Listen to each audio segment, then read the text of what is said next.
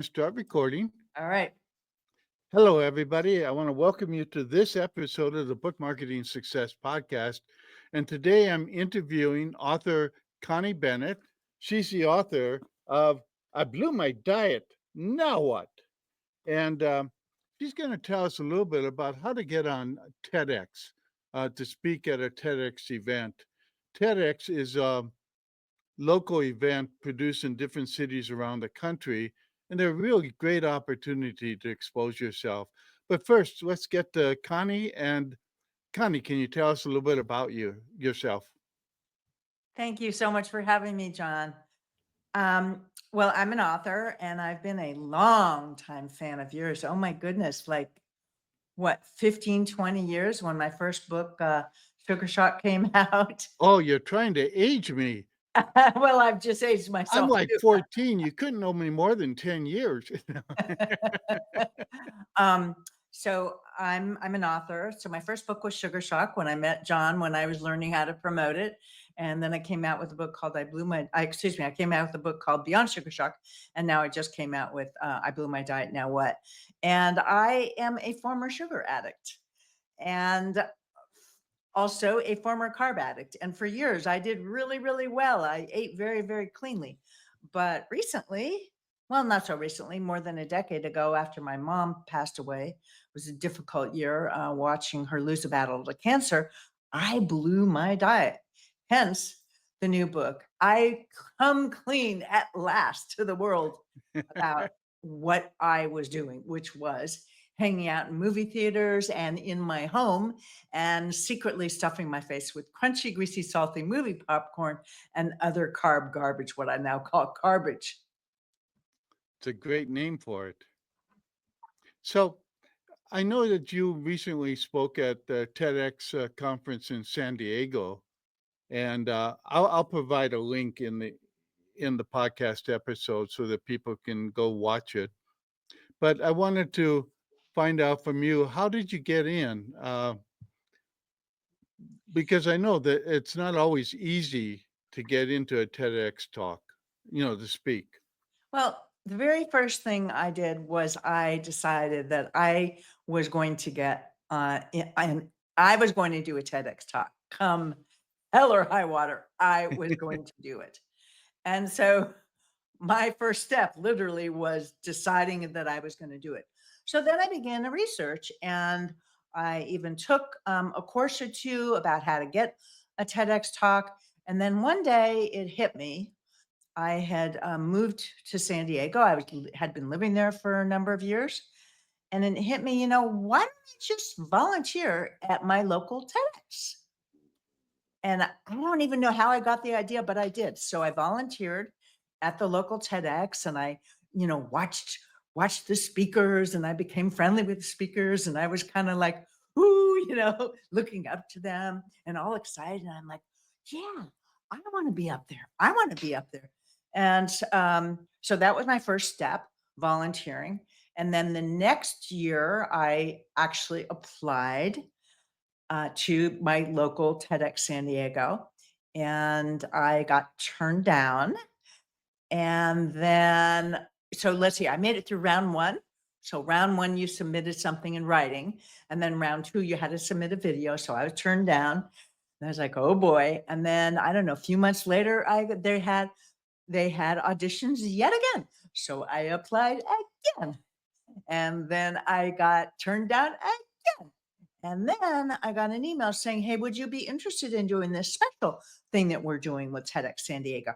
And so that is what led to my talk. So, it went on for a few years. But going local was the way to go because after the first time they turned me down, they knew me. And then what was very, very interesting when I went for my auditions, um, before my recent talk, I met several people who'd been through a similar situation. They had applied, they had been turned down, they tried again, they applied, they got turned down again, and finally they were accepted. But I mean, they're in your backyard. I think for me, I know a lot of people. I know companies that help you to get on TED Talks. And I made the decision. I really did not want to have to travel miles away, hop on a plane. What if I forget my healthy food? What if I forget, I don't know, something that I need to give my talk? And I'm in some city, 2,000 miles away, and I don't have what I need to do my talk and to feel comfortable about it. And so that was the decision I made. I was like, you do not want to travel to another city. Now, so you can apply to a ton of different TEDx's. I don't know if I discovered the shortcut. For me, it worked, but definitely no matter what, I would go find out about what they're doing in your local area and, volunteer because once, and when you make yourself helpful, they'll get to know you and they'll remember you. Actually, I think that that's an incredible piece of 2 pieces of advice that you really talked about. One was simply being persistent. You have to knock on the door more than once. You can't take it as a rejection. It's just they gotta know you better. And the other part of it is you have to be very gracious. They turn you down. You do not want to write to them and say, "Why was I turned down?" Was I turned down? You don't, you got to be really careful about the way that you're persistent. You want to be politely persistent, but you Yeah, don't want to get turned down. Then all of a sudden send an email and say, "Hey, why didn't you accept me? I have a good idea." So you yeah. need to be very, very careful and walk this fine line. But I am convinced that going local is the way to go. I also thought it was really wise of you to volunteer. It's an incredible way to, get to know the people behind the TEDx's. It's a really great opportunity, as you said, to meet the speakers and get to talk to them. It was totally fun, and it stoked me. It got me, like, really excited about doing, like, I wanna be one of those people. But the other part of volunteering was I didn't volunteer initially to do my TEDx talk. I just volunteered. I was like, "I wanna know more about this. I know I wanna do a TEDx talk at some time." I hadn't set my sight on doing it in San Diego, but the actual act of volunteering, it was just so exciting to see these speakers do their thing. And hey, some of them were nervous, and you learn so much just watching what they went through. Yeah, and it you really got a chance to probably create some relationships with some of them. I mean, I would have definitely been talking to them, and I would have been giving them my card, my book, whatever, I telling was them a more little more about myself. subtle. I didn't want, I was walking up. You want to walk a very, very fine line. Like Yeah, I didn't, I was just very, very careful. You don't want to be too pushy because I don't remember the exact figures, but I believe that one go round, I mean, I don't know, there were several hundred people who applied and yeah, they took like maybe 20. And then the next year it was the same thing. I mean, like lots of people applied. right. But the local connection helped. Now, there are other TEDx's that don't have that same kind of local emphasis, but TEDx San Diego in particular does. They like local speakers. Right. I know that TEDx in Albuquerque was the same way. They liked local speakers. And, I did apply, and I never heard back from them. So, I probably should have at least knocked and said, Why haven't I heard back?" Well, just apply again. Yes. Uh, and at the time, I was local, I was up in Taos, so, it was it's a good, easy thing for me to do. I'd spoken at local bookstores and things like that in Albuquerque. So, I was and at the, NSA chapter of Albuquerque. Well, I don't know. I mean, knowing you for, years and the wonderful information that you share, I think that authors, everywhere would just love to hear you do a TEDx talk. I don't know. I guess you do like a TEDx talk on like what? Book marketing. So you got it was short time. Now my talk was less than 7 minutes. Okay. A lot of TEDx talks, they're a little bit longer and I went even a little longer. Initially, they wanted us to give like a 6 or 7 minute talk. Okay. So it was the most fascinating experience. I mean, I do edit myself with writing my book, but I'm telling you, every single word counted, every single one. Like, no, this word here doesn't work. No, I don't make the point. And it was just the exercise was fascinating. But I spent like, it must have been hundreds of hours on it.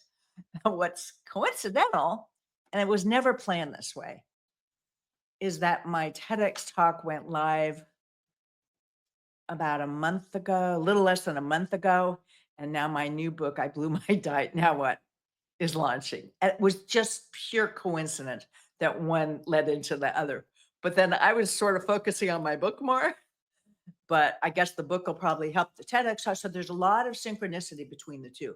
And I've heard of a lot of situations where people give a TEDx talk and then it goes so viral that that then could lead to a book. Right. In fact, that's one reason that speakers want a TEDx talk because they're more likely to get an offer from some publisher saying, "Wow, I saw you and I liked what you did, and Yeah. boy, that went viral," and so on and so forth. And you can hope that it'll go viral, but it's still it opens doors. Once you've Well, it spoken at also, a I mean, you TEDx. have, yeah, I mean, like now people want to see, well, what kind of personality does she have? How is she going to speak? And so I can send them that link. Right, and And I have it's not even begun I haven't even begun to really, utilize this whole TEDx talk in the way that, in the way that I will. yeah, and that's really the benefit of speaking anywhere, but TEDx, because it's such a good brand name, it really does give you great credibility, and it gets a lot of attention, and part of it is you have to promote it, obviously, uh, but it still picks up some. I was just looking at it before our meeting today, and, wow, it's flashy, and they put on a good production at the TEDx in San Diego. Yeah, they had a very good production team. That's the other thing. Let me make this point that when your listeners are looking for a place to give a TEDx talk, look at the production quality of the place. I'm not going to mention any names, but I've looked at other TEDx talks from fellow health experts or fellow authors, and I've been, "Oh, that," I mean, like it was really, really dark and just it didn't have kind of for my talk. I mean, I wanted to like convey enthusiasm and excitement and that's hence my bright colors. Um, but for my topic, it's really important. But you really want to look when you apply to TEDx places, you want to look at the production quality. Now, the other thing is you don't have to just go, to your local area. You could go, 25 miles away or another 25 miles away. I mean, when I was looking and I was like, okay, I'm gonna do a TEDx talk, there are a number of other places not that far from where I live where I also could have applied. And I even Palm took a Springs program. and LA or elsewhere? There's San Diego, I mean, there's in my area, I mean, I don't know, there's like maybe 5 or 6 different places. Hmm, Um, I, uh, I even took a program in Santa Barbara, in fact, on how to get in the red circle. yeah, So I was like, "Okay, well, if San Diego doesn't want me, I'm going to Santa Barbara. I'm gonna go," so that there are lots and lots of opportunities. And I guess what I do wanna say to your listeners or to your audience is that, you know, just expect there's a good chance you may be turned down at first. But okay, so you just try and try and try and try again. well, at least a 1 in 10 chance, I mean, 9 in 10 chance you'll be turned down. I mean, I read some figures. It was like people were like, "I was turned down 100 times, and on 101 I got accepted." So, it can happen. And it's a similar thing with the book. Um, I mean, Mar the whole chicken soup for the soul story, Right. with, the 2 wonderful, wonderful authors. I mean, Jack Canfield tells this story about how, you know the chicken soup for the soul initially, what would they were turned down by like 100 publishers, and they just kept going and going and going, and they were determined. And darn it, that book is just like skyrocketed. And the thing is, all the publishers were rejecting it because it was Yes. a collection of short stories, and people in the publishing industry know that short stories don't sell. And now this is a multi-billion. I mean, I mentioned it in my book. It's just like because I interviewed him. It's like a million billion in sales. So the same applies Well, to the at TEDx one Talk time, family Jack book. said, "Well, the publisher owns 2 planes now." No, I heard that. I heard that. So, I heard that. the guy was wise to say yes, small publisher down in Florida, and Speaking of publishers, would it be okay if I just sure, tell a little bit about my publisher journey? So, yes, for my first book, Sugar Shock, I went with a traditional publisher. I had an agent. It was the Penguin family, and then the next book, Beyond Sugar Shock, was with Hay House. Now, the first book did well, Sugar Shock. And the second book, Beyond Sugar Shock, did not do so well because it was right after my mom had passed away and I was going through a really rough time and I didn't promote it enough. And in fact, if you see behind me, you'll see Sugar Shock, and I don't I don't have Beyond Sugar Shock on the cover or behind me. on the Uh, bookshelf. but the other issue with Beyond Sugar Shock is it had 3 cupcakes on the cover, which my fans did not like. So for now, for this book, I blew my diet. Now what? I went with a hybrid publisher, and it's been a whole interesting experience. So this time I'm with Greenleaf. And it's been a fascinating experience. And I mean, it's a lot of work, but you have a lot of control. There are no cupcakes on the cover. I mean, I I actually had an so this cover the cover artist is the artist who designed Atomic Habits. And I figured, well, darn, he worked on Atomic Habits. Some of that good good vibes are gonna get spread to me. Um, and it did have another cover earlier on. And when I was making the round to all these hybrid publishers, one of the hybrid publishers was very blunt. And she said, well, we don't really like your cover and we wouldn't make a bid on it. Or we wouldn't, well, they don't make bids when it's hybrid publishing, but we Right. wouldn't want to publish it. And I was like, oh, huh. So that was the point at which I dumped the previous cover, and it was a really good graphic designer who had created it, but I dumped the cover and I went back to the drawing board, and then what I did was I just looked at a bunch of book covers to see which ones I liked the covers. And that's literally how I found the cover artist for this book, was by looking in the acknowledgement section of these other books to see, okay, who designed the covers.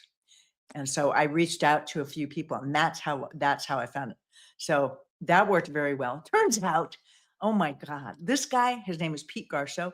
He's designed all these bestsellers. I mean, like huge ones. I'm like, oh, am I in good company? It's always good to be in good company. Oh, and now I totally forgot I need to submit this. It's a busy week. It's launch week for me. I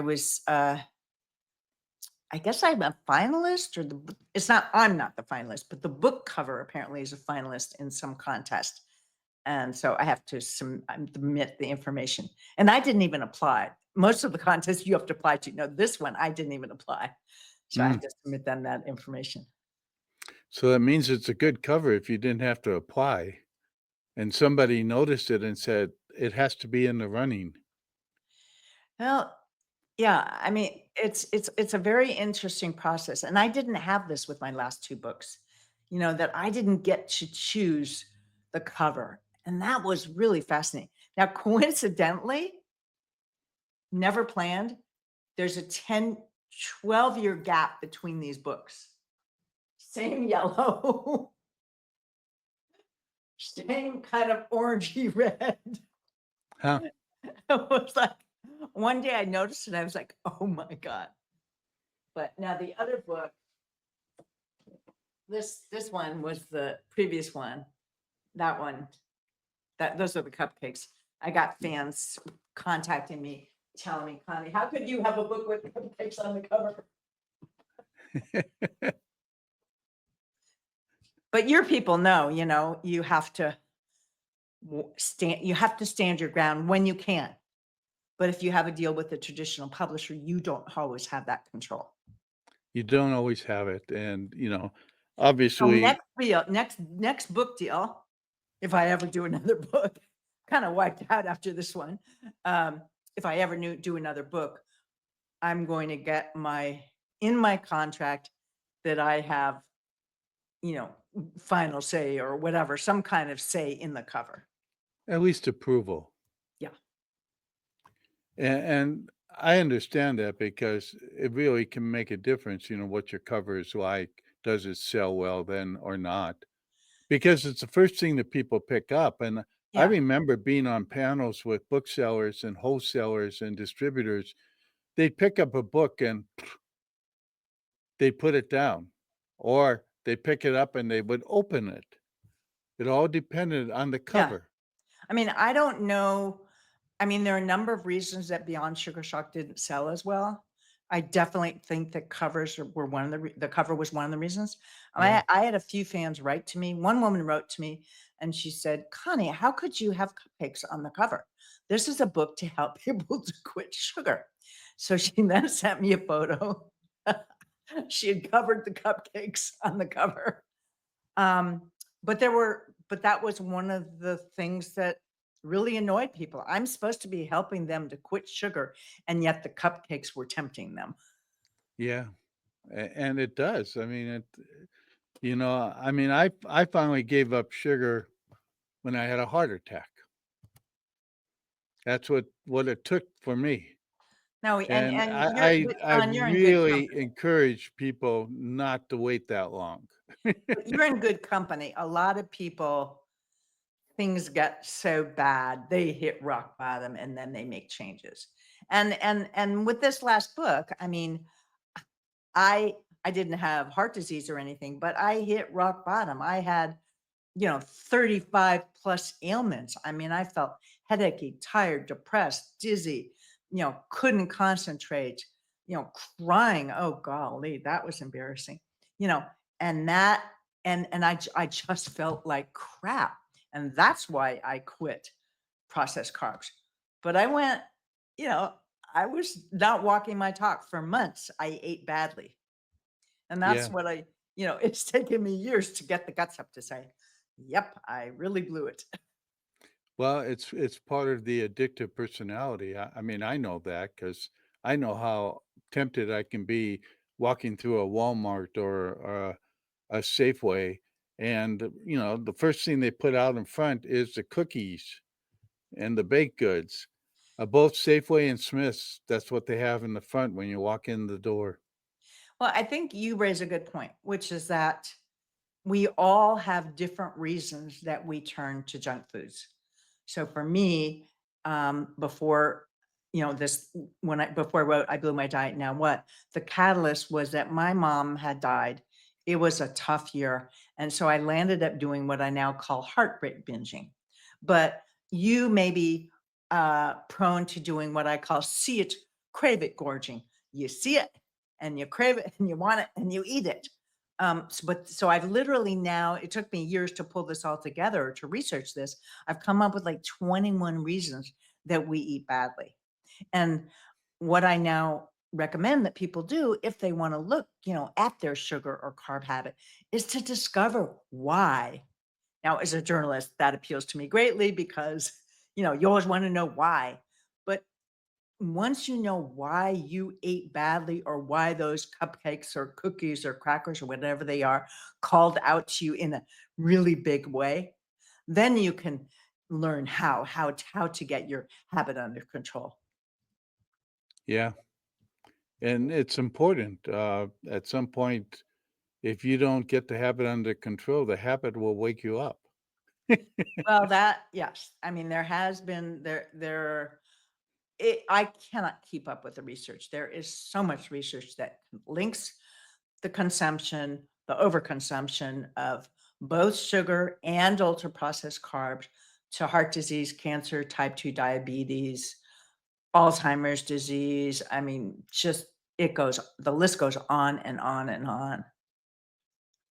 But for some of us, it takes hitting rock bottom or getting very, very sick to go, you know what? It's time to make a change.